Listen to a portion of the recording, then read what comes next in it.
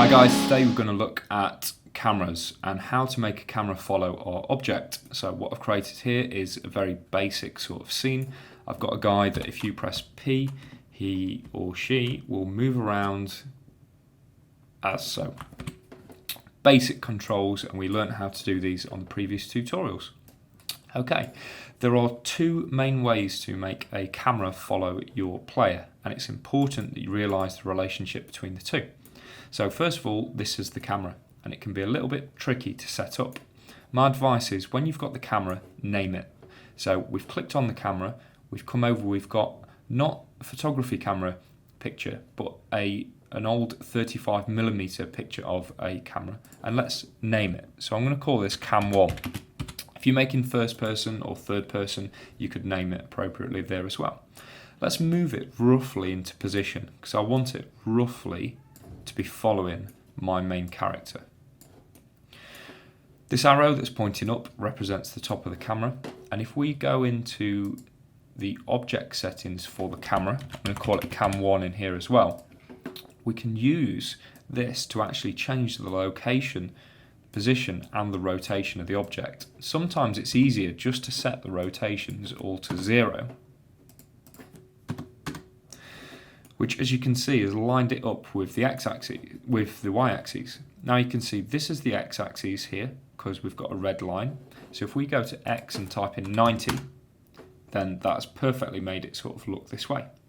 To go into the camera, we press the 0 in the bottom right hand corner of the of the keyboard, the numpad that goes inside like this. When we're inside the camera as well, it's important that we track in so we can see a good sort of sized view of our screen. We know we've got the camera selected because we've got an orange line around the outside. If I select the object, I can go back to selecting the camera here, and being as it says Cam 1 there, we know it's selected. When we've roughly got it lined up, if we press the R key, we can rotate our view. But if we press R again, we can actually move our view freely. I can set that up just there by clicking. What we need to do though is we need to set up the camera for the game in order for us to be able to see properly. Now a lot of students don't do this. So if we go to the Arriflex sort of 35mm camera symbol here and we set the focal length from 35, we can start to zoom out. Now this isn't moving the camera backwards. This is zooming out, so we've got a wider field of view. Our camera is still the same distance away from our object. If we zoom right in, we can see it does the opposite. Now don't zoom out too far guys, otherwise it starts to distort things. Just get a nice view so you can see lots and lots within the scene. The next thing, the clipping.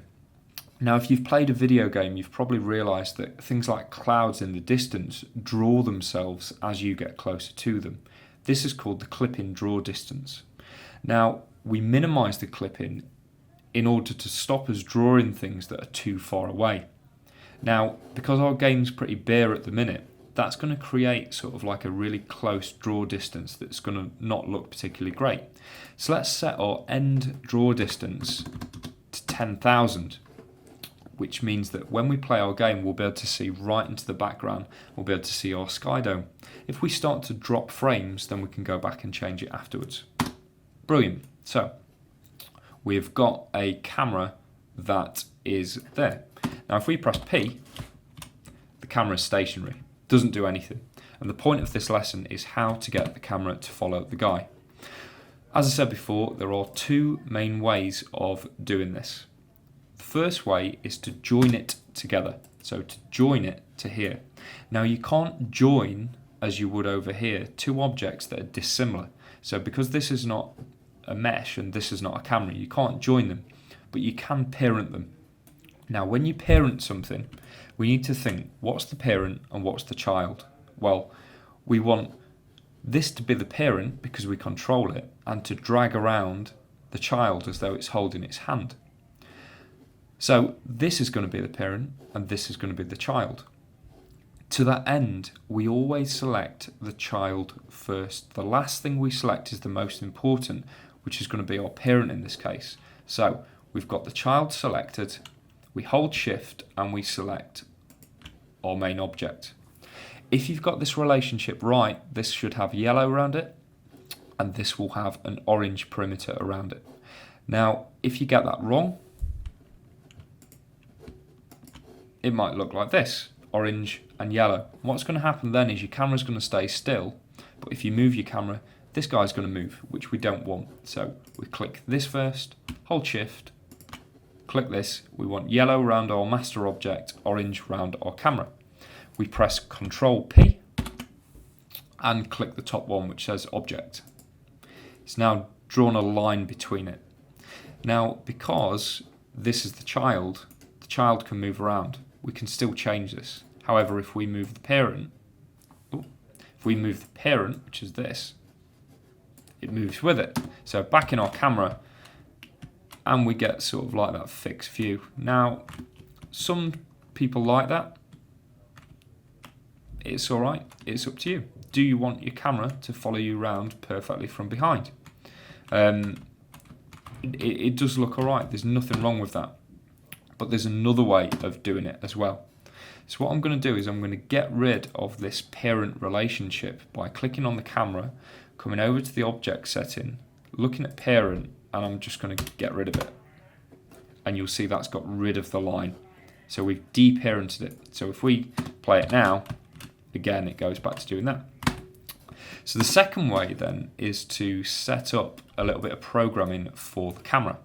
So we're going to add sensor, and we're going to add an always sensor because we want it to always follow player. And we're going to use a camera actuator. Call it follow player. Our object is going to be player 1. So we need to select our object. The height. How high off the floor do you want this camera to go? Well, I want it to go off the floor with a height of about 5. That can be anything you want. Minimum and maximum.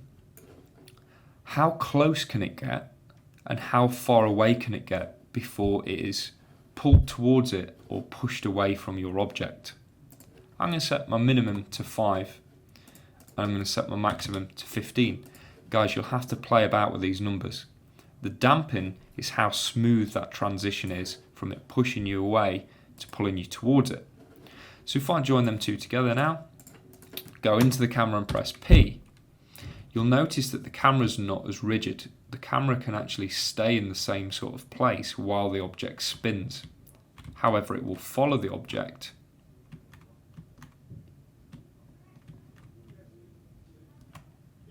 around your scene. I personally think that makes for a much better game, but it's up to you guys. Awesomeness level 9, over and out.